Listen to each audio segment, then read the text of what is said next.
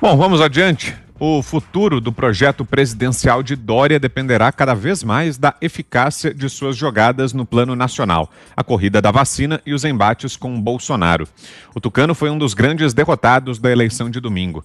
Dória viu o PSDB perder mais de um terço das suas prefeituras no primeiro turno, de 804 para 519.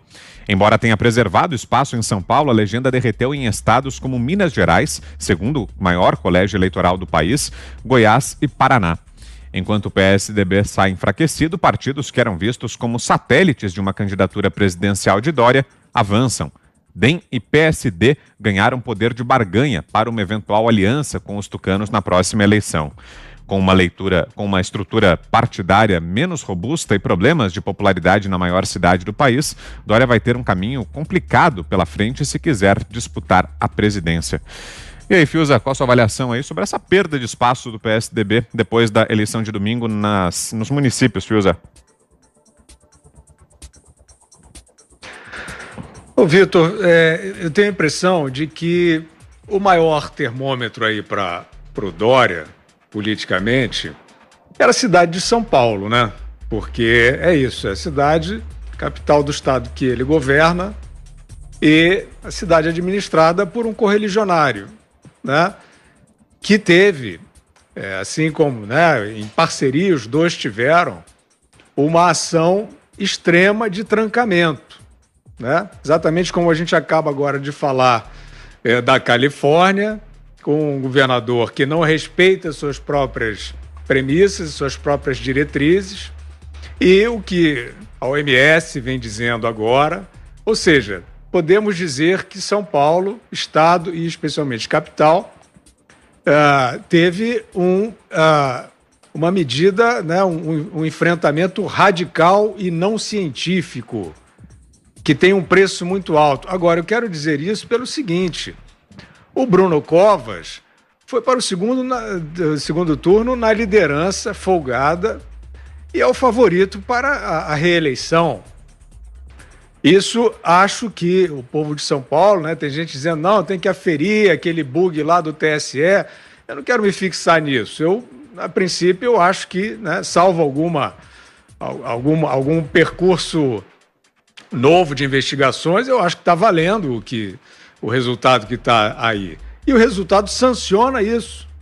Sanciona isso. A população de São Paulo, claro, a democracia, não são todos, mas majoritariamente deu seu voto a um prefeito com a retaguarda do governador Dória, que adotou medidas radicalíssimas, xiitas, que usaram inclusive a pandemia para espalhar medo, né? Aquela cena patética do Bruno Covas declamando o número de caixões, urnas, câmaras frigoríficas, sacos para cadáveres. Aquilo não tem serventia alguma. Aquilo cumpria um cálculo estúpido, um cálculo mórbido, né? Que fica na história, aquela postura de um governante perante a sua população. E ele estava apostando nisso, ele estava apostando de dizer o seguinte: olha, temos um inimigo aqui, queremos falar só desse inimigo, eu tenho medidas radicais contra isso e eu sou o salvador. E as urnas até aqui deram a ele o que ele queria. Então eu não vejo, assim, eu já expus todas as minhas críticas aqui a essa postura, acho abominável, mas não acho que até aqui isso, né, quer dizer, o Dória, a questão do PSDB no Brasil, mas isso tudo é muito fluido. Isso tudo é muito fluido. Bolsonaro está aí sem partido, né? Não tinha partido, continuou não tendo partido. Foi dado como derrotado também por alguns nas eleições municipais. Eu discordo, porque não é isso, a força dele não estava em jogo nas eleições, mas o Bruno Covas, na capital de São Paulo, eu acho que era sim um vestibular para o Dória, e ele passou nesse vestibular. Diga, Zé. Vamos ver aqui, os grandes líderes nacionais, eles tiveram perdas, sim, mas o que a gente vê no PSDB é uma falta de estrutura é uma falta de planejamento. Eu quero dizer aqui que quase ninguém sabe quem é o presidente do PSDB, ninguém sabe quem é que manda no PSDB. Você sabe vagamente, igual no anunciado aí, que seria João Dória. É uma realidade. Ele tomou a direção do PSDB, sim. O PSDB tem essa característica de entregar a direção para o provável candidato à presidência da República. Quando eu digo entregar a direção, não é exatamente que o comandante seria o presidente, mas ele indicaria alguém. No caso, é o Bruno Araújo, que é o presidente do PSDB, mas a gente viu claramente que não houve um planejamento nacional.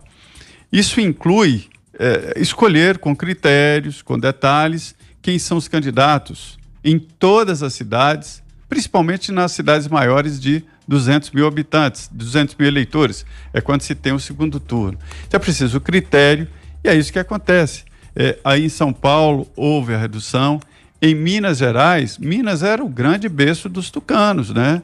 Com Aécio Neves comandando lá, nomeando quem queria, elegendo senadores, os 2 senadores, elegendo uma bancada de deputados muito grande. E veja bem os dados de Minas Gerais hoje. Eram 130 prefeitos e agora 84 prefeitos, que perdeu muito. Além disso, perdeu em cidades grandes, regiões metropolitanas, nem passou perto em Belo Horizonte, foi uma vergonha, um vexame. Então o PSDB foi um dos partidos que perdeu sim, o MDB perdeu, mas, por exemplo, não continua o maior partido em vários estados. Então o PSDB perdeu muito, e por falta exatamente de investimento desse trabalho nacional. É assim que se faz política. Política tem que arregaçar as mangas e sair pelo país, plantando ideias, esperança, na tentativa de colher votos. É isso que faz um grande político, né? E não foi feito nesse trabalho aí. São Paulo é apenas a joia da coroa. Era o último refúgio, é ainda o último refúgio, né? O candidato do PSDB é o favorito, Bruno Covas. Mas a eleição não está selada e não será um passeio, não. Vai ter que suar a camisa mesmo. Diga, Augusto. Em algumas ponderações. A eleição municipal não tem nada a ver com a eleição presidencial. Zero. Por isso que eu considerei um erro a entrada em algumas campanhas do presidente Bolsonaro, porque nem ele, nem presidente consegue eleger prefeito, nem prefeito é importante para eleger presidente. São coisas separadas. Votam em nomes dos 5 mil e tantos municípios brasileiros. Bota aí uns 5 mil, você não sabe qual é o partido do prefeito. Não sabe. Eu, por exemplo, não sei qual é a coligação, não sei citar os 3 partidos da coligação que foi vitoriosa na minha cidade, que tem 30 mil eleitores. E ninguém sabe. Ninguém sabe. Você tem algumas derrotas, como eu diria, estratégicas, né? Tem um simbolismo muito grande, como, por exemplo, a surra que o PT levou em São Bernardo. Que o Lula foi lá votar com aquela cara de quem ainda elege poste. Não, não sei quem, o candidato lá era o ex-candidato a governador, o Luiz, o prefeito... Luiz Marinho, né? Luiz Marinho. Levou a surra do atual prefeito, que é do PSDB, como poderia ser de outro partido. Poderia ser, embora o ABC seja uma região mais politizada aqui em São Paulo. O PT afundou. É possível dizer que o PT afundou porque esse é um partido que vem afundando. Não porque a eleição municipal, um fracasso, inviabiliza o plano federal. É porque ele vem caindo. Ele tinha mais de 600 em 2012, cai para pouco mais de 200 em 2016 e agora está com 189. E o Lula está ameaçando os 3 candidatos que vão disputar, aqui o do PSOL, o Boulos, está ameaçando os candidatos do PT no Recife e em Vitória de aparecer na campanha para ajudar. Aí é que ele vai garantir a derrota do PT em todas as capitais. Fora daí, veja bem, DEM elegeu 3 prefeitos. Dos 6 eleitos do primeiro turno, o DEM elegeu 3. Mas, por exemplo,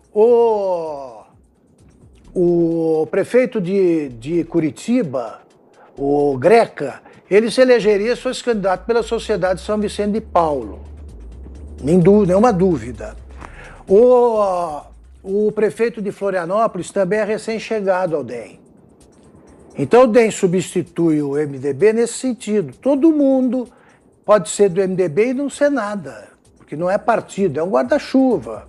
É um ajuntamento de caciques políticos. Então quem se basear nesta eleição para fazer projeções para 2022 vai quebrar a cara. O que há são constatações como esta, por exemplo, que foi o fiasco do PT, o terceiro consecutivo. Então é um partido que está fazendo água mesmo.